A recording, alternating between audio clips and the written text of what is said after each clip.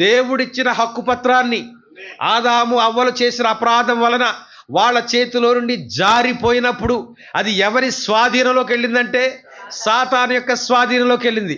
అంత మాత్రాన సాతాను దాని చేతులతో దానిని ముట్టలేడు. సాతాను యొక్క ఆధీనంలో ఉన్నప్పుడు దాన్ని విడిపించడానికి దేవుడు లేచాడు. సింహాసనం నుండి లేచి వెతుకుతా ఉన్నాడు. జక్క ఇంటికి వచ్చి అనేక విషయాలు మాట్లాడిన తరువాత 19వ అధ్యాయము 10వ వచనంలో యేసు ప్రభువారు ఏమంటారంటే, నశించిన దానిని వెదకి రక్షించడానికి నేను ఈ లోకంలోకి వచ్చి ఉన్నాను. వాక్యం చదువమ్మా. కనుక నశించిపోయింది ఎవరు? మొదటి మానవుడు ఆదాము నశించిపోయాడు. అతన్ని వెతుకుతూ ఉన్నాడు, సెర్చ్ చేస్తా ఉన్నాడు. హల్లెలూయా. ఎక్కడా కనబడడం లేదు. ఓ ఆదామా ఎక్కడున్నావని అడిగాడు. ఆదాము దాక్కుని ఉన్నాడు. ఇప్పుడు నశించిన దానిని ఆయన వెతుకుతా ఉన్నాడు. 4000 సంవత్సరాలుగా ఆయన వెతుకుతానే ఉన్నాడు. హల్లెలూయా. వెతికి వెతికి వెతికి వెతికి ఒక ప్రణాళికను తెచ్చుకొస్తా ఉన్నాడు. ఆ ప్రణాళికను ఏమిటంటే, మానవుని విడిపించడానికి, అయ్యా మా దూడను విడిపించడానికి ఎంత కట్టాలి? 100, 200, 500? మరి ఆ మకాంలో దాన్ని గడ్డేస్తారు, నీళ్ళు ఎడతారు, దానికి కూడా ఖర్చు కట్టాలి మనం. అవునా? అవి కట్టి రావాలి. ఎందుకంటే మళ్ళీ ఎప్పుడు నీ దూడని పక్కోడి చేయిలోకి వదిలేయకు అని చెప్పి పనిష్మెంట్గా ఆ ఫైన్ వేస్తారు. అర్థమవుతుందా? అలాగే ఆదాము వదులుకున్నటువంటి హక్కుపత్రం ఇప్పుడు ఎవరి స్వాధీనంలోకి వెళ్ళింది? ప్రవక్త అంటున్నాడు, ఇది సాతాను యొక్క ఆధీనంలోకి వెళ్ళిపోయింది. ఇప్పుడు సాతాను యొక్క ఆధీనంలో ఉన్న ఈ హక్కు పత్రాన్ని తిరిగి విడిపించాలి అంటే, దానిని విడుదల చేయాలి అంటే, ఇదిగో మళ్ళీ ఎవరు రావాలంటే ఒక విమోచకుడు రావాలి. ఆ విమోచకుడు కూడా ఎవరు రావాలంటే మానవునిగా రావాలి. కనుక ఈ మానవునిగా రావాల్సిన వాడు ప్రవక్త ఎంతో లోతులోకి వెళ్తా ఉన్నాడు. ఒక బంధువుడకు విమోచకుడు మాత్రమే. ఆ గేదెను లేకపోతే ఆ దూడను విడిపించాలి అంటే ఖచ్చితమైన యజమాని వచ్చే తీరాలి. హల్లెలూయా. ఒకవేళ యజమాని రాకపోయినా ఒక బంధువుడు రావాలి, ఒక సరైన విమోచకుడు రావాలి. అది కూడా వాక్య ప్రకారమే జరగాలి. లేవియాకాండం 25వ అధ్యాయము 23వ వచనం త్వరగా చదివించమ్మా. భూమిని శాశ్వత విక్రయము చేయకూడదు, ఆ భూమి నాదే, మీరు నా యొద్ద కాపురమున్న పరదేశులు,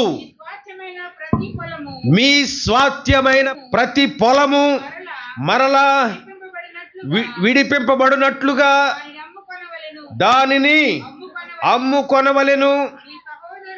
జాగ్రత్తగా వినాలి. నీ సహోదరుడు బీదవాడై తన స్వాస్థ్యములో కొంత అమ్మిన తరువాత అతనికి సమీప బంధువుడు విడిపించడానికి వచ్చిన ఎడల తన సహోదరుడు అమ్మిన దానిని అతడు విడిపించును. డబ్బులు లేకో అప్పులు పాలైపోయో వచ్చినటువంటి ఈ హక్కును ఏం చేశాడు? ఏం చేశాడు? అమ్మేసుకున్నాడు. ఇక్కడ వాక్యంలో దేవుడు అంటున్నాడు, మీకు నేను స్వాస్థ్యంగా ఇచ్చాను కానీ దాని అసలు ఓనర్ ఎవరిని? నేనే. భూమిని శాశ్వత విక్రయం చేయకూడదు, ఎందుకంటే ఆ భూమి నాది. హల్లెలూయా. కనుక నా యొద్ద కాపురమున్న మీరు పరదేశులు మాత్రమే, మీ స్వాస్థ్యమైన ప్రతి పొలము మరలా విడిపింపబడినట్లుగా దాన్ని అమ్ముకొనవలెను. మీరు అమ్మేటప్పుడు ఏం చేయాలి తెలుసా? మీ అప్పులను బట్టో మీ అవసరాలను బట్టో దాన్ని అమ్ముకున్నప్పుడు కానీ, ఎవరైనా ఎప్పుడైనా నా వారసులు వచ్చి ఇది మాకు కావాలన్నప్పుడు ఎంతకైతే విక్రయించారో ఆ సొమ్మును వాళ్ళు చెల్లించి, వడ్డీతో సహా చెల్లించి దాన్ని విడిపించినట్లుగా మీరు క్రయమును పొందవలెను. అంతేనా? మనం భూమి కొనుక్కున్నప్పుడు దస్తావేజుల్లో రాస్తారు, ఈ భూమిలో గనులు కానీ ఇంకా ఏం కానీ ఈ రిజిస్ట్రేషన్ సంబంధించిన ఎవరు లేరా ఇక్కడ? విలువైన గనులు కానీ సంపద కానీ అంటే పెట్రోలియం కానీ అలాంటివి కానీ ఏమీ లేవని మిమ్మల్ని నమ్మించి దీన్ని మీకు అమ్మడం జరిగిందని ఆ దస్తావేజులో రాస్తారు. అవునా? మళ్ళీ ఏం రాస్తారు? మా కుటుంబ అవసరాల నిమిత్తం దీన్ని అమ్ముచున్నామంటారు. నువ్వు కుటుంబ అవసరాల నిమిత్తం అమ్మేసి దస్తావేలు అవతలకి క్రైమ్ ఇచ్చేస్తే నీ నీ మనవడు వచ్చి అవసరమైతే ఆ యొక్క భూమిని స్వాధీనం చేసుకునే హక్కు దేవుడిచ్చాడు ఇక్కడ. అందుకనే రాసేటప్పుడు ఏంటో తెలుసా, ఈ వారసులు ఎవరైనా సరే వచ్చినప్పుడు, అందుకే ఇప్పుడు చట్టమే వచ్చిందంటే పిల్లవాడిని కూడా తీసుకెళ్ళి ఆడి చేత ముద్రలు ఏం చేస్తున్నారు.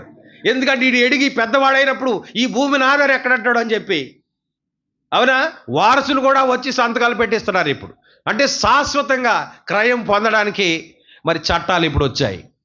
కానీ దేవుడు ఒక వాక్యం ఉంది తెలుసా, మీరు క్రయం చేసేటప్పుడు అమ్మేటప్పుడు మీరేం చేయాలో తెలుసా, తర్వాత మీ బంధువులు వచ్చి దాన్ని విడిపించుకోవాలంటే దాన్ని అనుభవించాలని వాళ్ళు ఆశించినట్లయితే వాళ్ళు దానికి ఎంత క్రయం కట్టారో లేదా ఎంత దాని సొమ్మును దాన్ని నిర్ణయించారో దానిని కట్టి ఆ యొక్క ఆస్తిని లేకపోతే స్వాస్థ్యాన్ని వాళ్ళు విడిపించాలి. దేవునికి స్తోత్రం. బైబిల్ గ్రంథంలో ఒక అందమైన కథ ఉంది. ఎలాంటి కథ అది? అందమైన కథ. రూతు గ్రంథంలోకి వెళ్దామా? న్యాయాధిపతులు ఏలిన దినముల యందు దేశంలో కరువు కలుగగా యూదా దేశపు బెత్లెహేము నుండి ఒక మనుషుడు తన భార్యను తన 2 కుమారులను వెంట పెట్టుకుని మోయాబు దేశమున కాపురముండుటకు వెళ్ళెను. ఆ మనుషుని పేరు ఏలీమెలకు. ఏలీమెలకు ఎవరు? నయోమి భర్త. అతని భార్య పేరు నయోమి. అతని 2 కుమారుల పేర్లు మహులోను, కిల్యోను. వారు యూదా బెత్లెహేము వారైన ఎఫ్రాతీయులు. వారు మోయాబు దేశమునకు వెళ్ళి అక్కడ కాపురముండిరి. నయోమి పెరిమిటి అయిన ఏలీమెలకు చనిపోయిన తర్వాత ఆమెయు ఆమె 2 కుమారులను నిలిచియుండిరి. వారు మోయాబు స్త్రీలను పెళ్లి చేసుకునిరి. ఈ యొక్క ఏలీమెలకు పిల్లలు ఎవరిని చేసుకున్నారు? మోయాబీలు చేసుకున్నారు. అన్యుల్లోంచి తెచ్చుకుని వివాహం చేసుకున్నారు. కానీ కాలక్రమంలో ఏమైందంటే ఆ 2 చనిపోయారు. ఏలీమెలకు చనిపోయాడు, అంటే నయోమి భర్త చనిపోయాడు, తన పెద్ద కుమారుడు చనిపోయాడు, తన చిన్న కుమారుడు కూడా చనిపోయాడు. ఇక మిగిలింది 3 స్త్రీలు. నయోమి, తర్వాత తన కోడలు ఓర్ప, చిన్న కోడలు రూతు. ఈ 3 కథాంశము అలా మెల్లగా సాగుతూ ఉండగా తల్లి ఏం చేసిందంటే, తల్లి అత్తగారంటే తల్లితో సమానం. ఈమె ఏం చేసిందంటే ఇజ్రాయెల్ యొక్క ఆచార ప్రకారంగా, సంప్రదాయ ప్రకారంగా భర్త చనిపోతే ఆ భర్త తర్వాత తమ్ముడు ఆ యొక్క వదినను విడిపించాలి. విడిపించడం అనే మాటని మనం కొనసాగిద్దాం. అంటే విడిపించడం అంటే అర్థం ఏంటంటే తన అన్న కొరకు ఆమె ద్వారా బిడ్డలను కనాలి. తమ్ముడు లేకపోతే అత్తగారు బిడ్డను కనే వరకు ఉండాలి. అది ఇశ్రాయేలీయుల పడికట్టు. అర్థమవుతుందా? కానీ మహులోను, కిల్యోను 2 ఉన్నారు. 2కి వివాహాలై 2 చనిపోయారు. ఇప్పుడు 2 స్త్రీలు ఖాళీగా ఉన్నారు. వాళ్ళకి ఇశ్రాయేలు సంప్రదాయ ప్రకారంగా వాళ్ళకు బిడ్డలు కనడానికి అత్తగారు వయసులో లేదు. కనుక ఇప్పుడు అత్తగారు ఒక మంచి డెసిషన్ తీసుకొని వాళ్ళకి చెప్తా ఉంది, అమ్మలారా, మరలా నేను బిడ్డలు కనడానికి నేను వయసులో లేను, నా భర్త కూడా చనిపోయాడు, కనుక నేను మీకు విడుదలిస్తున్నాను. మీరు వెళ్ళి మీకు నచ్చిన వ్యక్తులను వివాహం చేసుకొని మీరు జీవితంలో స్థిరపడి మీ జీవితాలను చక్కగా కొనసాగించడని చెప్పి ఆమె తన కోడళ్లకు అనుమతి ఇచ్చింది. ఎప్పుడైతే అత్తగారు అనుమతి ఇచ్చిందో సంతోషముగా ఆ పెద్ద కోడలు వెళ్ళి అత్తగారిని ముద్దు పెట్టుకొని సంతోషంగా అక్కడి నుంచి వెళ్ళిపోయింది. కానీ 2వ కోడలైన రూతు ఆమె వెళ్ళడానికి ఇష్టపడడం లేదు. కానీ ఈ పరిస్థితులలో ఈ బిడ్డను విడిచిపెట్టడం ఎలా? ఇలాంటి సందర్భాలు మన జీవితాల్లో కూడా వస్తాయి. మనకు ఆధారం మన యవనస్తులకు చెప్పాను, చాలా కఠినమైన మాట అయినప్పటికీ ఈ క్షణమే మీ తండ్రి చచ్చిపోతే మీ పరిస్థితి ఏంటని అడిగాను. మీరు ఒక మెయింటెనెన్స్లో ఉంటారు, ఒక సరదాలకి, సంతోషాలకి, సుఖాలకి అలవాటు పడిపోయి ఉంటారు. సడన్గా యజమానుడు కాలం చేసినట్లయితే పరిస్థితి ఎలా ఉంటుందో తెలుసా? ఎలా ఉంటుంది? దిక్కుమాలిన పరిస్థితి. అవునా? ఇప్పుడంటే డాడీని అడగకుండా కూడా ఆన్లైన్లో బుక్ చేసేసి వచ్చిన తర్వాత తెచ్చేసుకుంటున్నారు. అవునా? కానీ డాడీ చచ్చిపోయిన తర్వాత పరిస్థితి ఎలా ఉంటుంది? దిక్కులేని పరిస్థితి. ఎవరిని అడిగినా ఎవరు. కనుక తండ్రే ఆధారం. యజమానుడి యొక్క విలువ అక్కడే తెలుస్తుంది. దేవునికి స్తోత్రం చెప్దామా? కనుక ఈ 3 స్త్రీలు తన ఆధారాన్ని కోల్పోయారు. తమ బాధ్యులుగా చూడవలసిన వారు పోయారు. భర్త అంటేనే భరించువాడు. ఆ భరించేవారు పోయినప్పుడు, దిక్కులేని స్థితిలో వాళ్ళు ఉన్నప్పుడు ఈ అత్తగారు ఏం చేసిందంటే, నా బ్రతుకు ఏదో రకంగా నేను కొనసాగిస్తాను, కానీ అమ్మలారా, మీరు వయసులో ఉన్నారు కాబట్టి వెళ్ళి మీ మార్గాన్ని మీరు మీ ఇష్టానుసారంగా మీకు ఎలాగ నచ్చితే ఆ విధంగా మీరు జీవించండి అని చెప్పి వాళ్ళకు విడుదల ఇచ్చింది. హల్లెలూయా. అయితే రూతు మాత్రం అత్తగారిని విడిచిపెట్టడానికి ఇష్టపడలేదు. ఈ వయసులో తను ఎలా బ్రతుకుతుంది? ఈ వయసులో తను ఎలాగా సర్వైవ్ అవుతుంది? కనుక ఈ సమయంలో ఆ వ్యక్తిని విడిచిపెట్టినట్లయితే నా అంత కఠినరాలు మరొకరు ఉండరు అనుకుని ఆమె తనతోనే ఉండి నీవు 11 నీవు నీ తల్లిదండ్రులను నీ జన్మభూమిని విడిచి ఇంతకు ముందు నీవు ఎరుగని జనమునొద్దకు వచ్చితివి. యెహోవా నీవు చేసిన దానికి ప్రతిఫలం ఇచ్చును. ఇశ్రాయేలీయుల దేవుడని యెహోవా రెక్కల క్రింద సురక్షితంగా ఉండునట్లు నీవు వచ్చితివి. ఆయన నీకు సంపూర్ణమైన బహుమానం ఇచ్చునని ఉత్తరం ఇచ్చాను. ఈ రూతు తీసుకున్న నిర్ణయాన్ని బట్టి రూతు తీసుకున్న నిర్ణయం ఏమిటి? 16వ వచనం మొదటి అధ్యాయము. అందుకు రూతు నా వెంబడి రావద్దనియు నన్ను విడిచిపెట్టవద్దనియు నన్ను బ్రతిమాలు కొనవద్దు. నీవు వెళ్ళి చోటికే నేను వచ్చేదను, నీవు నివసించే చోట నేను నివసించేదను. నీ జనమే నా జనము, నీ దేవుడే నా దేవుడు. నీవు మృతి పొందు చోటనే నేను మృతి పొందేదను, అక్కడనే పాతి పెట్టదను. మరణము తప్ప మరి ఏదైనను నన్ను ప్రత్యేకించిన ఎడల యెహోవా నాకు ఎంత కీడైనా చేయునుగాక అనేను. చూసారా రూతు నిర్ణయం? అందుకే చరిత్రలో నిలిచబడిపోయింది ఆమె, చరిత్రలో రాయబడింది ఆమె పేరు. సాధారణంగా స్త్రీల పేర్లు బైబిల్లో ఉండవు, కానీ రాశారు అంటే వాళ్ళ అమూల్యమైన వ్యక్తులు అనమాట. హల్లెలూయా. రూతు తీసుకున్న నిర్ణయం ఏమిటంటే, ఇదిగో అత్తగారితో వెళితే బిర్యానీలు దొరకవు, కానీ గెంజి కూడే. అవసరమైతే ఆ గెంజికి కూడా ఎంతో ప్రయాసపడాలి. అవసరమైతే నేనే రోడ్డు మీదకి వెళ్ళి అడుక్కునేనా తెచ్చిన అత్తగారిని పెంచాలి. కనుక రూతు అంటుంది, నీ దేవుడే నా దేవుడు, నీ జనమే నా జనం. ఒకవేళ అడుక్కునే వాళ్ళు నీ జనం అయితే వాళ్ళే నా జనం, వాళ్ళతోటే ఉంటా. హల్లెలూయా. ఆమె వయసు వచ్చిన వ్యక్తి అయినప్పటికీ తన సుఖ సంతోషాలన్నిటినీ పక్కన పెట్టి ఒక అద్భుతమైన అంశాన్ని దేవుడు ఇవ్వబోతామనండి ఈ మధ్యాహ్న కాలమందు. సంగమ శ్రద్ధతో ఆలకించండి. ఆమె తీసుకున్న నిర్ణయాన్ని బట్టి అత్తగారితో వెళ్ళినప్పుడు ఏం ఎదురొస్తాయి? అత్తగారితో వెళ్ళినప్పుడు ఏం ఎదురొస్తాయి? శ్రమలు ఎదురొస్తాయి. వచ్చారు నలుగురు, అమ్మ వచ్చారా, ఇంటికి రాగానే మన ఇరుగు పొరుగు వాళ్ళు వస్తారు కదా, ఓ అమ్మ పాపం, సర్లే ఉండండి మరి ఇక్కడ. వెళ్ళారు కానీ భర్తను పోగొట్టుకున్నావు, కొడుకులు ఇద్దరిని పోగొట్టుకున్నావు, మీకు ఎందుకమ్మా మేము ఉన్నామని ఏమన్నా ధైర్యం చెప్తారండి. కొంతమంది చెప్తారు కానీ మళ్ళీ కనపడరు. సరే 2 రోజులు అందరూ పరామర్శించారు, కొత్తగా వచ్చారు కాబట్టి పక్కనున్న వాళ్ళు ఏదో భోజనం పెట్టారు. ఆ తర్వాత నుంచి పరిస్థితి ఏంటి? వాళ్ళే సంపాదించుకోవాలి. హల్లెలూయా. దేవునికి స్తోత్రం. పక్షిరాజంట తన బిడ్డల కొరకు ఆహారం సంపాదించుకొచ్చి పెడతదంట. ఆహా, మా అమ్మ భలే పెడుతుంది, ఇక్కడ ఈ గూట్లోనే ఉందాం. ఎంత చక్కగా చేస్తుందంట. పక్షిరాజు ఒక గొర్రె పిల్లను చంపి ఆ యొక్క చర్మాన్ని ఒలిచి ఆ యొక్క చర్మం పట్టుకెళ్ళంట గూట్లో పరుపులా చేస్తుందంట. ఆహా, ఇదే బాగుంది అమ్మ, నీతో పాటు మేము బయటికి రాము అని అంటే ఊరుకుంటుంది అనుకుంటున్నారా? ఊరుకోదు.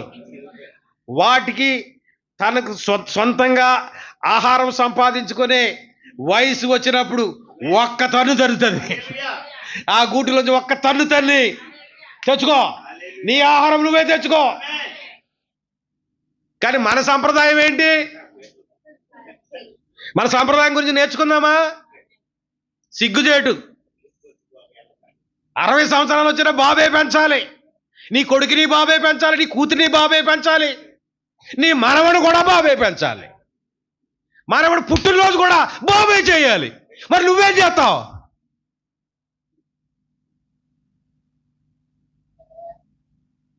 పద్దెనిమిది సంవత్సరాలు ఇంట్లోంచి గంటేయండి. నా సంఘానికి ఇచ్చే ఆర్డర్ ఇది. వాళ్ళ ఆహారం వాళ్ళే పోషించుకోవాలి. కిరాణా హోటల అనవసరం. నీకు రోజుకు 600 వస్తాయి, వెళ్ళండి, కష్టపడండి. ఎవరిని ఆశించకూడదు, ఎవరిని అడగకూడదు, ఊరికి ఎవరి దగ్గర తీసుకోకూడదు. నీవు కష్టించిన దానితో నీకు తృప్తి ఉంటుంది, నీకు ఆనందం ఉంటుంది, నీకు సంతోషం ఉంటుంది. కనుక కష్టించడానికి ప్రయత్నం చేయండి బిడ్డలారా. ఎల్లప్పుడూ ఇదిగో కాళ్ళు సాపుకుని గూట్లోనే నువ్వు బయటికి వెళ్దామన్నా మీ అమ్మ వెళ్ళవదు. చిన్నపిల్లోడిని అప్పుడే బయటికి వెళ్ళిపోమంటున్నావా? మొగుడితో యుద్ధం మళ్ళీ.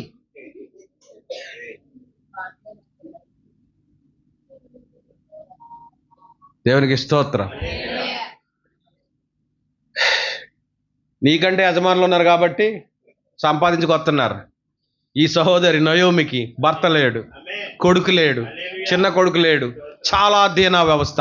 ఇప్పుడు ఆ స్థానము ఎవరు తీసుకున్నారో తెలుసా? ఆ పోషించే బాధ్యత ఏమైనా అవసరం ఉందంటారా?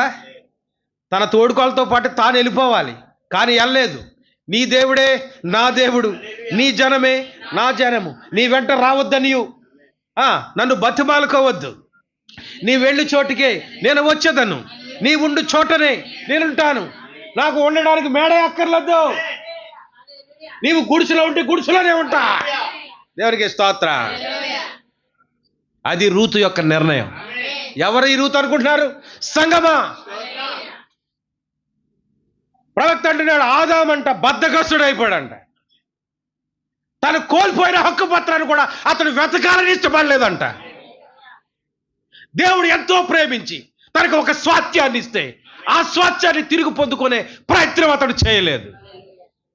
కానీ అసలైన యజమాని ఊరుకోడు కదా. నా ఆస్తి అన్యుల యొద్ద తాకట్టులో ఉండటానికి వీలు లేదు అని చెప్పి ఆయనే దిగివచ్చి ఇప్పుడు ఆ యొక్క స్వాస్థ్యాన్ని, ఆ హక్కు పత్రాన్ని ఆయన స్వాధీనం చేసుకోవడానికి ఆయన దిగి వచ్చాడు. ఎలా దిగి వచ్చాడు? అది విడిపించాలంటే బంధువుడై ఉండాలి. రూతుని పెళ్లి చేసుకోవడానికి ఆ సమాజంలో చాలా మంది ఉన్నారు. లేదు లేదు లేదు, ఆమె ఏం చెప్పిందంటే, నీవు బోయేజు పొలంలో మాత్రమే. నయోమికి తెలుసు తన కోడలికి ఎవడు సమీప బంధువు, ఆమె తెలుసు కనుకనే నీవు బోయేజు చేలో మాత్రమే, నువ్వు పరగ ఏరుకో.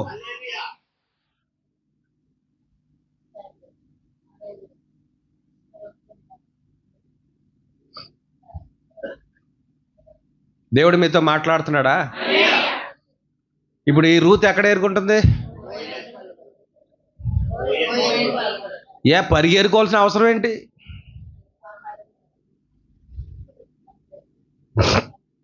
ఏ రైతు ఇంటికి వెళ్ళిపోయింది అనుకో, పొలంలోకి, పాకలోకి,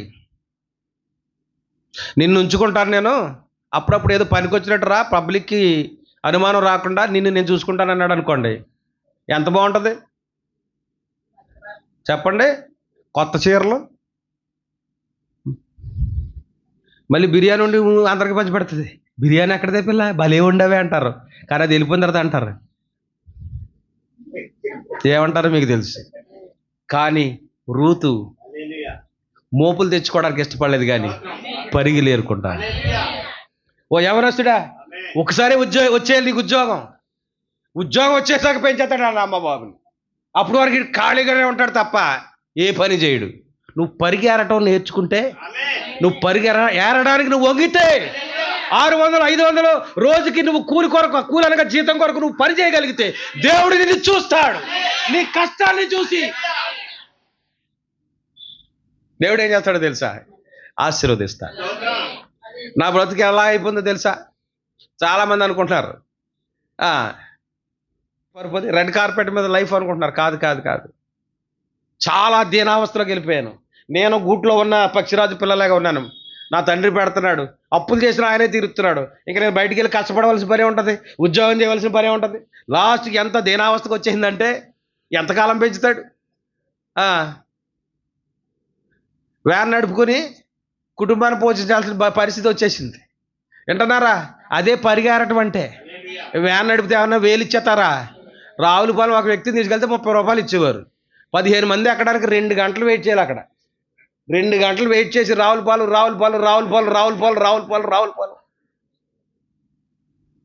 అని అరిస్తే ఏమేరాను? పరిగేరాను. కాబట్టి దేవుడు నాకు సమృద్ధినిచ్చాడు. సిగ్గుపడలేదే, నేను సిగ్గుపడలేదు, వంచాను. యవనస్తులారా, ఇది మీకు పాఠం. ఇజ్రాయెల్ గురించి ఎప్పుడు చెప్తాను, గొప్ప కాదు, కానీ వాళ్ళు మిలిటరీ అవగానే ఎక్కడ జాయిన్ అవుతారో తెలుసా? రెస్టారెంట్లో సర్వర్గా జాయిన్ అవుతారు. వంట వస్తే చఫ్గా జాయిన్ అవుతారు. ఖాళీగా మట్టుకు ఎవరు ఉండరు. ఎప్పుడైతే నువ్వు ఖాళీగా ఉండవో అప్పుడు నువ్వు అదుపు తప్పవు. ఈ విపరీతమైన పనులకు, విపరీతమైన క్రియలకు కారణం ఏంటో తెలుసా? మనిషి ఖాళీగా ఉండడం వల్ల. దాన్ని మరొక రకంగా చెప్పాలంటే బద్ధకస్తుడిగా ఉండడం వల్ల.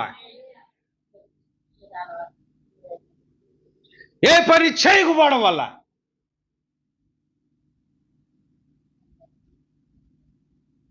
కనుక ప్రయత్నం చేయండి. మీ వంతు ఏది చేతనవుతుందో అది చేయండి. మొన్న బ్యాటరీ కొండకి వెళ్ళాను కారుకి.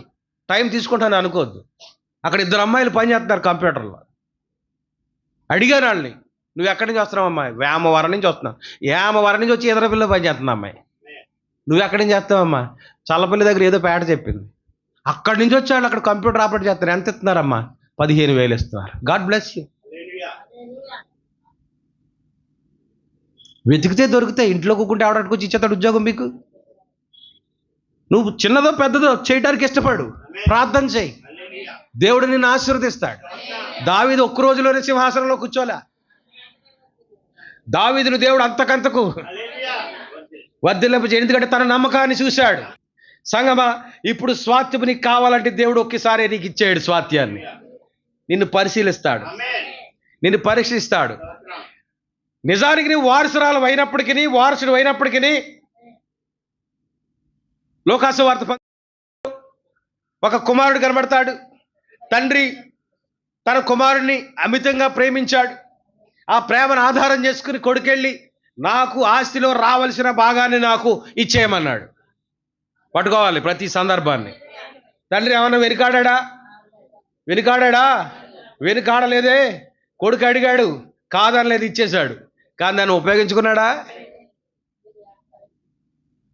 ఉపయోగించుకుంటున్నారా మీరు? ప్రేమించి నా కొడుకు అందరిలాగా బండి మీద తిరగాలి, బండి కొనిస్తే ఏం చేస్తున్నారు? ఎవడ దొడ్లోనే ఉంటుంది అది. దుర్వ్యాపారం. కానీ ఇదిగో తండ్రి అడ్డు పెట్టలేదు. ఆస్తే కదా కావాలి, పట్టుకెళ్ళిపో. ఎంత ప్రేమమైడి తండ్రి. తన ఆస్తిని అంతటినీ కూడా దుర్వ్యాపారం వల్ల పాడు చేసి, తినడానికి ఆహారం లేక, కట్టుకోవడానికి వస్త్రాలు లేక దిగంబరుడైపోయాడు, వస్త్రహీనుడైపోయాడు. చింపురు జుట్టుతో, మురికి శరీరముతో చూడ్డానికి అసహ్యంగా మారిపోయాడు. ఒకప్పుడు ధనవంతుడు. ఆయన ఏంట అనేక మంది పనివారు సమృద్ధి అయిన ఆహారం తింటా ఉంటే ఈ కుమారుడికి మాత్రం తినడానికి మెతుకులే లేవు. ఒకరోజు అనుకున్నాడంట, నా తండ్రి ఇంటిలో కనీసం ఒక పనివాడిగా జీతానికి కుదిరిన నా బతుకు బాగుంటుంది. అక్కడ పనులే బాగున్నారు యజమానుడి కంటే. అంటే స్వేచ్ఛనిచ్చాడు యజమానుడు, స్వేచ్ఛనిచ్చాడు. కానీ ఆ స్వేచ్ఛను వీడేం చేశాడు? దుర్వినియోగం చేశాడు. ఇప్పుడు నా తండ్రికి కుమారునిగా ఉండడానికి నేను యోగ్యుడను కాను అంటే ఒప్పుకుంటున్నాడు, పశ్చాత్తాపడుతున్నాడు. ఆ పశ్చాత్తాపం చూసిన తండ్రి తానే పరిగెత్తుకొని వచ్చి కుమారుని కౌగిలించుకున్నాడు. పనివారిలో ఒకరిగా ఉండాలనుకున్నాడు. కానీ తండ్రి ఏం చేశాడో తెలుసా? తిరిగి అదే స్థానాన్ని ఇచ్చాడు. దేవునికి స్తోత్రం. కనుక మనం కూడా నడువు వంచి పని చేస్తే బీపీలు రావు, షుగర్లు ఉండవు అమ్మా. అంతేకాదు, కానీ నీ కష్టాన్ని చూసిన దేవుడు నీకు ప్రతిఫలమే కాదు, నిన్ను ఉన్నతంగా ఆశీర్వదించడం మొదలు పెడతాడు. దేవునికి స్తోత్రం కలుగును. మీకు అర్థం కావడానికి మరొక మాట చెప్తాను. ఏలియా గారితో నడిచాడు. ఎవరో? ఎలీషా కోరిక ఒకటే, ఇదిగో రావురు బాబు ఇక్కడ ఉండిపో అంటున్నాడు. అక్కడ ప్రవక్తల పాఠశాల దగ్గర ఉండిపో అంటున్నాడు. అబ్బే నేను ఉండను, యెహోవా జీవంతోడు నీ జీవంతోడు నన్ను రావద్దని అంటున్నాడా? వీళ్ళిద్దరిని గమనించాలి. ఎవరిని? రూతుని, ఎలీషాని గమనించాలి. ఎరుకోకి వెళ్ళిన తర్వాత నీ ఇక్కడే ఉండంటే నేను ఎక్కడ ఉన్నాను, నీతోటే వస్తాను, కూడా రావద్దని ఎత్తుకోమంటున్నాడు. నీ జీవంతోడు, యెహోవా జీవంతోడు నాతో రావద్దని నువ్వు చెప్పొద్దు అంటున్నాడు. సర్లే రా, యోద్ధానికి వెళ్ళాడు. ఇక్కడే ఉండరా బాబు అంటున్నాడు. యెహోవా జీవంతోడు నీ జీవంతోడు నన్ను నీతో రావద్దని వద్దు అంటున్నాడు. లాస్ట్కి నీకేం కావాలి? మన ప్రభువుని కూడా మనం అడగాలి. సహాయం రానంత మాత్రాన, దేవుని యొక్క ఆ యొక్క ఆశీర్వాదం మనకి కొంచెం ఆలస్యమైనంత మాత్రాన దేవుని విడిచిపెట్టకూడదు. ఆయన ఆశీర్వదించేంత వరకు నేను నిన్ను విడువనని యాకోబు ఏ విధంగా ప్రార్థించాడు. ప్రభు నెల బ్రతిమాలకు నీవు నమ్మకంగా ఉండటం మొదలు పెడితే అది నీకు ఇస్తాడు. ఎందుకంటే అది నీదే. రూత్ ఏం చేస్తుందో తెలుసా? పరిగెలేరుతా ఉంది. పరిగంటే తెలుసా? ఈ తరం పిల్లలకి తెలియదులే. చేను గబగబా కోసిపోతాడు. ఇప్పుడు మిషన్లు కోసేస్తున్నాయి. మిషన్ కోసేసిన తర్వాత చేను కట్టుకెళ్తే ఒక బస్తాడు ధాన్యం మనకు దొరుకుతుంది అక్కడ. ఆ పక్క నుంచి వెళ్ళిపోతూ ఉంటాయి అలాగా. అందుకని ఇప్పుడు రైతులు ఏం చేస్తారంటే ఆ మిషన్ వెనకాల వెళ్ళి ఏరికి తెచ్చుకుంటున్నారండి. పూర్వం కత్తులతో కోసేవారు కాబట్టి, కొడవలతో కోసేవారు కాబట్టి ఆ పనలో కట్టేటప్పుడు కొన్ని వెన్నులు రాలిపోతే ఆ కట్టేసి మోపులు ఎత్తుకెళ్ళిపోయిన తర్వాత ఆ చేను ఖాళీగా ఉంటుంది. అప్పుడు పిల్లలు వెళ్ళి ఆ పరగేరుకునేవారు. దాన్ని పరిగా అంటారు. వెన్నులు, ఖాళీ వెన్నులు ఇంత మూటలు తెచ్చుకొని చక్కగా అటుకులు ఆడించుకునేవారు, లేకపోతే పేలాలు వేపుకునేవారు. చాలామంది ఆ ధాన్యాన్ని దుల్లగొట్టుకొని ఉడకబెట్టుకుని తినే పరిస్థితులు కూడా ఉండేవి. హల్లెలూయా. ఇప్పుడు ఈ దీనురాలి పరిస్థితి ఏంటో తెలుసా? ఆ వెన్నులు తెచ్చుకొని వాటిని దుల్లగొట్టి వాటిని ఉడకబెట్టి దాన్ని గెంజి కాసుకుని బార్లీ, ఆవిడ ఏరిని ఏంటంటున్నారు? వరి కాదు, బార్లీ. ఆ బార్లీ గింజలు తెచ్చి జావ కాసుకొని తను తన అత్తగారు తాగి నిద్రించేవారు. ఇప్పుడు ఎవరైనా గెంజి తాగుతున్నారా? సరే, ఇప్పుడు నయోమి ఎక్కడి నుంచి మొదలెట్టింది తన జీవితం? పరగేరుకుంటుంది. అయ్యగారు చూశాడు, ఎవర్రా ఈ అమ్మాయి రోజు మన పొలంలో పరిగెడుతుంది. చెప్పాడు, ఒక ఉద్దరికి చెప్పాడు, అయ్యా పలానా నయోమి యొక్క కోడలయ్యా, భర్తను పోగొట్టుకుందయ్యా, కొడుకును పోగొట్టుకుందయ్యా, ఇదిగో తన భర్తను కూడా ఈమె పోగొట్టుకుని ఇద్దరు నిరాశ్రలు అయిపోయారయ్యా, ఇదిగో ఎక్కడ దొంగతనం చేయట్లేదు కానీ మన చేలోనే, ఎవరి చేలో కూడా ఆమెకి వెళ్ళట్లేదు, మన చేలోనే పరిగెడుతుందయ్యా. అయితే మీరు పని చేయండి, రేపొద్దున ఆ పక్క చేను కోసేటప్పుడు మీరు ఏం చేస్తారంటే నిజంగానే ఒలికిపోయినట్టుగా మీరు కొంచెం ఎక్కువ పనులు వదిలేయండి. వదిలేసినట్టుగా కాకుండా మళ్ళీ ఆమెకు అర్థం అవ్వకుండా మీరేం చేయాలంటే కొంచెం ఎక్కువ రాళ్ళు చేసుకుంటూ వెళ్ళిపోండి. ఇప్పుడు పరిగి కాడికి ఎక్కడికి వచ్చిందంటే ఆమె పనులు తెచ్చుకునే కాడికి వచ్చింది. ఆమె స్టేజ్ చూడండి. దేవుని ఆమెను మహిమ కలుగునగా. అలాగ ఆమె పరిచయం పెరిగింది. తీరా చూస్తే ఈయన ఎవరు అంటే బంధువుడకు విమోచకుడైన, వరుసకి బంధువు అయ్యాడు. ఈమె జీవితాన్ని విడిపించడానికి ఒక యోగ్యుడు, అర్హుడు, బంధువు బోయజ్ అయ్యాడు. అత్తగారు చెప్తా ఉంది, నువ్వు ఎక్కడికి వెళ్తావు? రోజు అడుగుతా ఉంది, నేను పలానా ఆయన చేలో కోస్తా ఉన్నాను, అయితే నువ్వు అక్కడే ఉండు, నువ్వు అక్కడికే వెళ్ళు, వాళ్ళ చేలోనే నువ్వు ఏరుకో, సరిపోద్ది. ఆయన చాలా ఆస్తిపరుడు, ఆయన చేలన్నీ పోగేసుకుంటే చాలు, మనం నెల బతికేయచ్చు. దేవునికి స్తోత్రం. నీకు చూడడానికి 600లాగే ఉంటుంది కానీ నువ్వు రోజు పని చేసి చూడు, నువ్వే అప్పిస్తావు.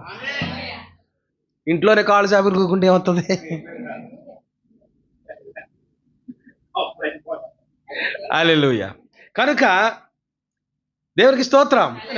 మళ్ళీ చదువమ్మ 11వ వచనం. నీవు నీ తల్లిదండ్రులను నీ జన్మభూమిని విడిచి, ఎంత సాక్రిఫైస్ చేసిందో చూడండి, ఎంత వదులుకుందో చూడండి. తల్లిదండ్రులను విడిచి, జన్మభూమిని విడిచి, ఎంతగా ముందు నీవు ఎరుగని జనమునొద్దకు వచ్చితివే. హల్లెలూయా. యెహోవా నీవు చేసిన దానికి ప్రతిఫలం ఇచ్చును. నువ్వు ఏదైతే పోగొట్టుకున్నావో, ఏదైతే వదులుకున్నావో దానికి రెట్టింపు దేవుడు నీకు ఇస్తాడమ్మా.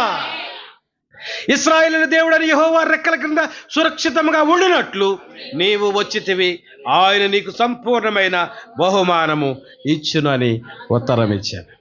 దేవునికి స్తోత్రం. ఇంకా ఈ అధ్యాయం అంతా ఇంటికి వెళ్ళి మళ్ళీ చదవండి. ఏ అధ్యాయం వచ్చినా ఆదివారం ఆ సందర్భం ఇంటికి వెళ్ళి చదివితే పరిపూర్ణంగా మీకు అర్థమవుతుంది. అక్కడితో వదిలేసి మూతట్టేయడం కాదు, దాన్ని చదవాలి వెనక ముందు ఏముందో. కనుక ఈ యొక్క స్టోరీ ఎక్కడి వరకు వెళ్ళిపోయిందంటే, కనుక రూతు తన అత్తగారైన నయోమికి అర్థమైంది, అతనే సరి అయిన బంధువుడు, అతనే నా కోడలిని విడిపించడానికి సమర్థుడు. హల్లెలూయా. కనుక ఏమందంటే ఈ రాత్రి అదిగో పోగేసిన ఆ రాసులన్నీ ఎక్కడ తెచ్చారు? కళ్ళంలోకి తీసుకొచ్చారు, కుప్ప వేశారు. దొంగలు ఎత్తుకుపోకుండా, దోచుకుని వారు పట్టుకెళ్ళిపోకుండా, లేకపోతే పంటను తగలబెట్టకుండా మరి కాపాడుకోవడానికి ఆ యజమానుడు అక్కడే పడుకుంటాడు. నీవు వెళ్ళి అతని పాదముల ఎగ్గ పడుకో, అంతే. చూడడానికి వేరేలా కనపడిన ప్రవక్త ఎంతో ఆత్మీయమని అర్థమిస్తా ఉన్నాడు. ఆ యజమాని పాదముల దగ్గర కూర్చుంది, మెల్లగా చిన్న కుక్క పిల్లలాగా పడుకుంది, చలి పెడతా ఉంది. ఆ చలికి అయ్యగారు లేచి చూసేసరికి పక్కన ఒక అమ్మాయి ఉంది. ఎవరా అని చూసేసరికి ఈ అమ్మాయి ఎవరు? రూతు. అయ్యగారికి అర్థమైంది. వెంటనే దుప్పటి కప్పాడు. అమ్మ, నిన్ను విడిపించడానికి ఒక వ్యక్తి ఉన్నాడు. నీ కష్టం నాకు అర్థమైంది. నాకు అందరూ చెప్పారు, పని వారు చెప్పారు నీ పరిస్థితి, కానీ నేను విడిపించగలను. కానీ నేను విడిపించడానికి ముందుగా నిన్ను విడిపించడానికి మరొక వ్యక్తి ఉన్నాడు.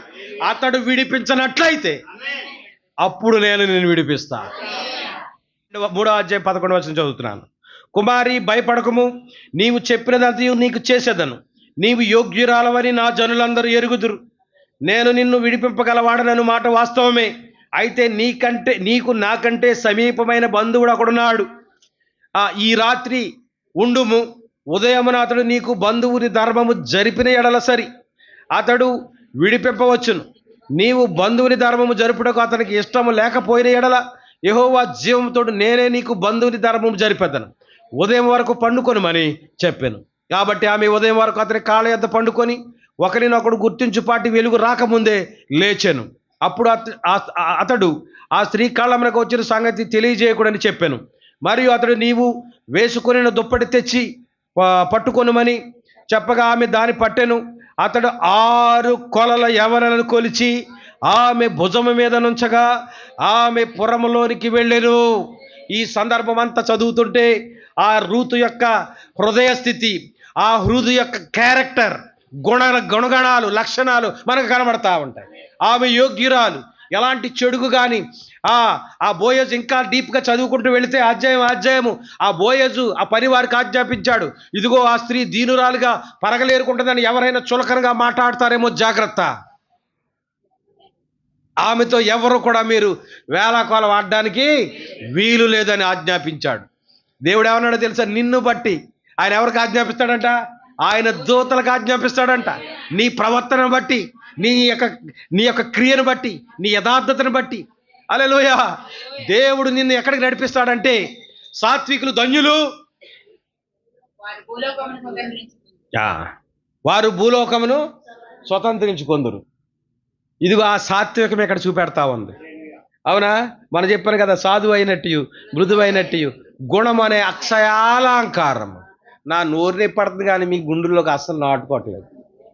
సాధువు అయినట్టు, సాత్వికులు ధన్యులు, వారు భూలోకమును స్వతంత్రించుకొందురు. ఇదిగో ఈమె యొక్క సాత్వికము, ఈమె యొక్క మంచి గుణము, ఈమె యొక్క దీనత్వము, ఈమె యొక్క పరిశుద్ధత ఈమెను ఎక్కడ నడిపించిందో తెలుసా? పరిగిలేరుకున్న ఆమె పనుల వరకు వచ్చింది. పనులు ఏరుకున్నప్పుడు ఇప్పుడు 6 కొలనల ధాన్యం పట్టుకుని ఇంటికి కట్టుకుని వెళ్తా ఉంది. రంకు చేసి అట్టుకెళ్తుందండి. ఇప్పుడు ఆయన వాగ్దానం చేస్తున్నాడు, అమ్మ, నేను నిన్ను విడిపిస్తా. కానీ నిజానికి నిన్ను విడిపించగలిగిన వాడు ఒకడున్నాడు. బహుశా అతని పేరు రాయలేదేమో అక్కడ. కనుక బోయజు పూర్వద్వారం వద్దకు పోయి అక్కడ కూర్చుండగా బోయజు చెప్పిన బంధువుడు ఆ త్రోవను పోవుచుండేను. వాడు కంట కనబడ్డాడంట. వెంటనే బోయజు పిలిచాడు, 10 మంది పెద్దలను పిలిచాడు.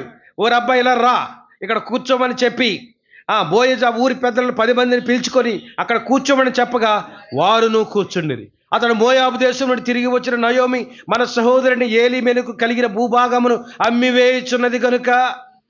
ఏమమ్మేస్తుందంట? ఏలీమెలకు ఒక స్వాస్థ్యం ఉన్నది. మూలవాక్యం మర్చిపోకూడదు మీరు. ఆ స్వాస్థ్యం ఇప్పుడు ఆమె ఏం చేస్తుంది? అమ్మివేయుచున్నది.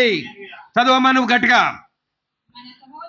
మన సహోదరుని ఏలీమెలకును కలిగిన భూభాగమును అమ్మివేయుచున్నది కనుక నీవు చెవులారా వినినట్లు నేనొక సంగతి తెలియజేయాలనుకుంటున్నాను.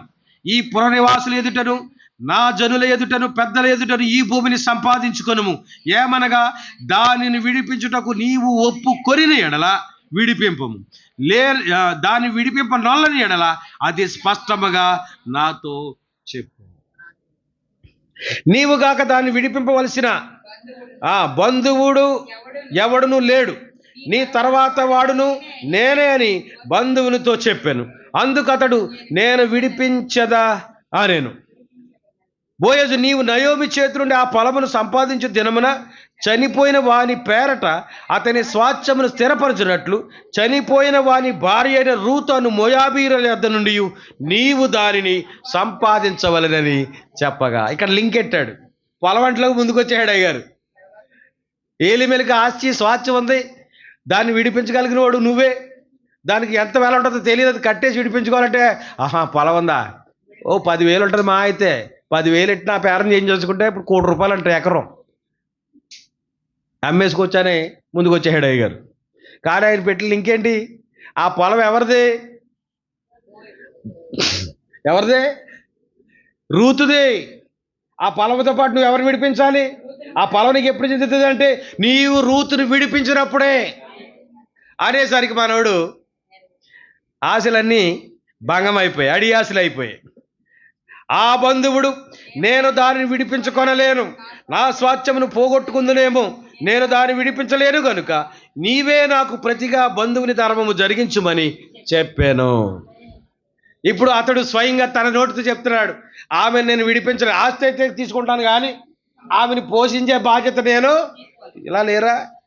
ఆస్తి ఇచ్చే వరకు చాలా జాగ్రత్తగా మేగుతారు. అమ్మ నేనే నిన్ను పెంచుతానే, నేనే నిన్ను చూస్తానే. అవునా? అంతా రాసిన తర్వాత అనాథాశ్రమంలోకి దోసేస్తారు అంతే. 10,000 కడుతున్నాను మాటలేంటి, వాళ్ళు అన్ని రకాలుగా చూసుకుంటారు నిన్ను అని చెప్పి అనే కుటుంబాలు ఉన్నాయి ఈవేళ. కనుక పెంచాలంటే ఎవడు పెంచుతాడండి? ఏమండే, ఏ దిక్కు లేని పెంచాలంటే ఎవరు పెంచుతారు? ఇప్పుడు చాలా జాగ్రత్తగా ఆలోచించండి. మూటలో ముళ్ళు, మనం చెప్పారు కదా, ఆ తల్లి చెంగిలిప్పి పరుపులెత్తి తలగాళ్ళెత్తి అట్టుకొచ్చి ఇడిపించేసుకుంది బండి. ఇప్పుడు ఆ స్త్రీ కనుక వృద్ధాప్యంలోకి వస్తే ఆడు చూస్తాడా? చూస్తాడని నాకు నమ్మకం ఉందండి బాబాయ్ అని చేతులు ఎత్తండి. మీ పిల్లలు మిమ్మల్ని చూస్తారని గ్యారంటీ ఇవ్వండి నాకు. దేవుడి సన్నిధిలో మీకు గ్యారంటీ ఇవ్వండి నాకు.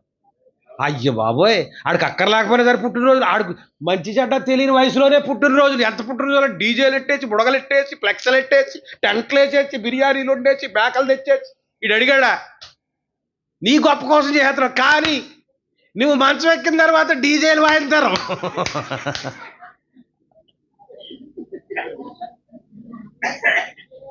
జాగ్రత్త, సంపాదించడం నేర్చుకోండి. ₹1 అంటే దాయండి, వాళ్ళకి తెలియకుండా వాళ్ళ పేరునే దాచిపెట్టండి. వాళ్ళ పెళ్లికో, వాళ్ళకి ఉద్యోగానికో, దేనికో ఉపయోగించండి. ఆర్భాటాలకు పోకండి. ఆర్భాటాలకి డాబులకి పోయేవాడు క్రైస్తవుడు కాదు. ఖచ్చితంగా నేను చెప్తాను. జీవపుడు అమ్మమంటారు దాన్ని.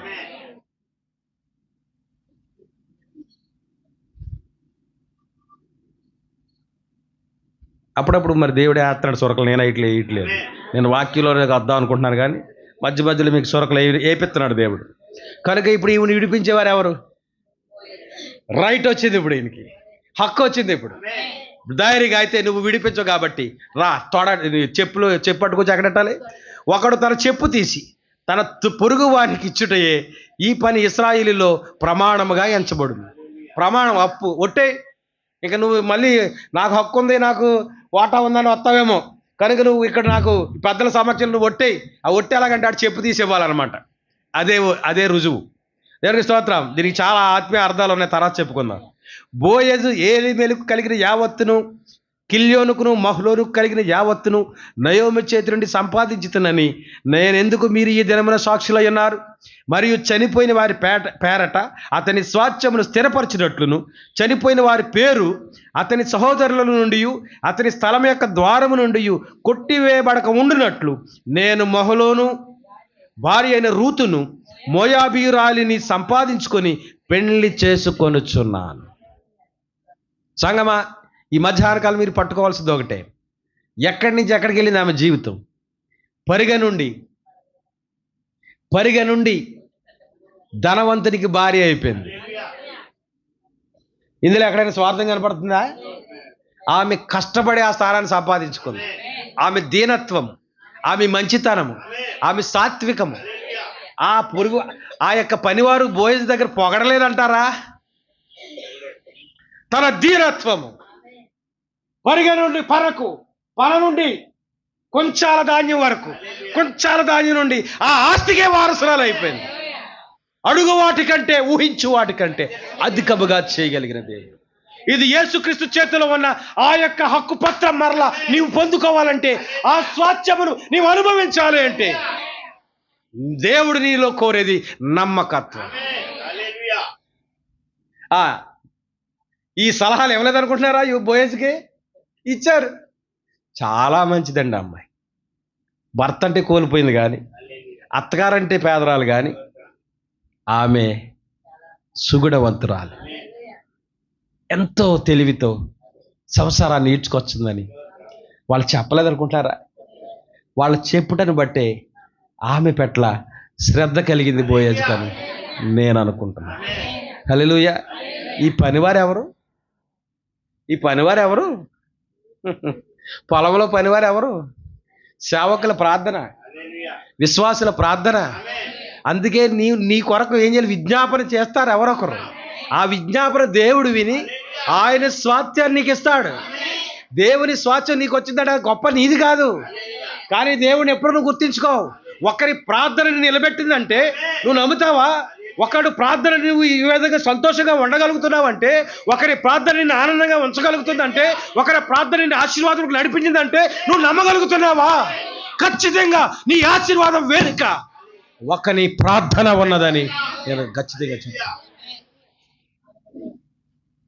బోయేజు యొక్క పనివారు బోయేజుకు మంచి సాక్ష్యం తీసుకొచ్చారు రూతుని గురించి. హల్లెలూయా. ఆమెను విడిపించాలని ఒక శ్రద్ధ కలిగి తానే స్వయంగా వెళ్ళి, అంత ధనవంతుడు, ఆ ఊరి చివరికి వెళ్ళవలసిన పని లేదు, ఆ వీధి మొగలకు వెళ్ళవలసిన పని లేదు, ఆ సింహాసనం మీద ఉన్న మన ప్రభు అయిన యేసుక్రీస్తు వారు ఆయన ఈ పాపము ఇష్టమైన లోకములోకి రావాల్సిన పనే లేదు. కానీ రూతు కోసం ఆ ఊరు మొగలోకి వెళ్ళాడు. తాగుబోతుల మధ్యకు, హేళన చేసే వాళ్ళ మధ్యకు, ఎటకారం చేసే వాళ్ళ మధ్యకు, హాస్యుల మధ్యకు, దుష్టుల మధ్యకు ఆయన వెళ్ళి ఆయన హృదయంలో ఉన్న సంకల్పం ఒక్కటి, రూతును విడిపించాలి. దేవునామానికి మహిమ కలుగును. మన ప్రభు అయిన యేసుక్రీస్తు వారు మనల్ని ప్రేమించి మన గురించి వచ్చిన మంచి సాక్ష్యం నిమిత్తం ఎంతమంది లేరు ఈ లోకంలో ధనవంతులు, ఎంతమంది లేరు ఈ లోకంలో మంచి పేరు ప్రఖ్యాతులు కలిగిన వాళ్ళు. వాళ్ళకి లేని భాగ్యం నీకెందుకు వచ్చిందో తెలుసా? నీ రక్షణ కొరకు నీ భర్త ప్రార్థించి ఉండొచ్చు. భర్తలు ఎక్కడ చేస్తున్నారులేండి. నీ రక్షణ కొరకు నీ భార్య ప్రార్థించి ఉండొచ్చు. ఈ పని కత్తే నీ గురించి ఒక మంచి సాక్ష్యం ఇచ్చింది. ఆడు తాగుతాడనే కానీ మనసంతా మంచిదే బాబయ్య, ఆడు బాబు మార్చు బాబయ్య అని ప్రార్థన చేసింది. నీ భార్య ప్రార్థన బట్టి, నీ సంఘం ప్రార్థన బట్టి, నీ స్నేహితుల విజ్ఞాపన బట్టి దేవుడు నీకు స్వాస్థ్యాన్ని సిద్ధపరిచుంచాడు. ఆ స్వాస్థ్యాన్ని పొందుకోవడానికి ఇష్టపడుతున్నావా? అయితే ఆ స్వాస్థ్యం అంత త్వరగా ఆయన ఇవ్వడం, మెల్లమెల్లగా ఇస్తా. నీ నమ్మకత్వాన్ని చూసి, నీ నెమ్మదిని చూసి, నీ మర్యాదను చూసి, నీ గౌరవాన్ని చూసి. అందుకే ఆయన అన్నాడు, ఎందరు అనాదికాల సంకల్పములు ఆయన తలంపులో ఉన్నారు, ఆయన వారందరినీ పిలిచాడు. అది మొదటి పెట్టు. నీ దేవుడే నా దేవుడు, నీ జనమే నా జనము, నీ వెళ్ళి చోట నేనుందును. ఇది వర్షం వచ్చిన ఆరాధన మాను, తుఫాను వచ్చిన ఆరాధన మాను. ఇది నిశ్చయత. ఏమైనా కానీ నీ ఒక వాక్యం కొరకు నా ప్రయాస మానను. ఈ రూతు ఎవరిని పట్టించుకోలేదు. ఆమె వంగుంటే ఇంకేం చూస్తుందో తెలుసా? పరిగి తప్ప ఇంకేమీ చూడదు. ఆ పరిగి ఏంటనుకుంటున్నారా? దేవుని యొక్క వాక్యం. ఈ రూతు ఎవరు అనుకుంటున్నారా? దేవుని యొక్క సంఘం. సంఘమా, నువ్వు చూడవలసినది వాక్యాన్ని. నువ్వు మెల్లమెల్లగా వాక్యాన్ని అర్థం చేసుకోవడానికి నువ్వు ఇష్టపడితే దేవుడు నీకు వర్తమానం ఇస్తాడు. నువ్వు మెల్లమెల్లగా వాక్యాన్ని అర్థం చేసుకోవడానికి నువ్వు ఇష్టపడితే దేవుడు సమృద్ధి అయిన ఆహారం ఇస్తాడు, లోతైన సంగతులు ఇస్తాడు. దేవునికి స్తోత్రం. కనుక నీ నావను లోతుగా నడిపించమంటున్నాడు. ఆ విధంగా నీవు విశ్వాసంలో లోతుగా వెళ్ళే కొలది దేవుని స్వాస్థ్యానికి నిన్ను వారసులు చేస్తాడు. అర్థమవుతుందా? కనుక స్వాస్థ్యాన్ని పొందుకోవాలి. చివరిగా ఒక మాట చదువుకుని ముగించుకుందాం.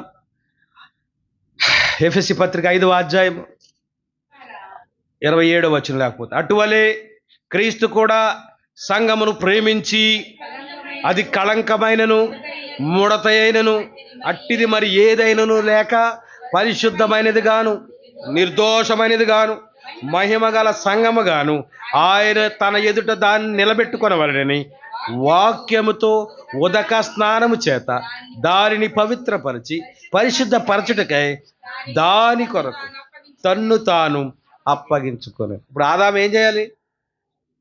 ఆదాము ఏం చేయాలా? దేవుని కుమారుడు ఏం చేయాలా?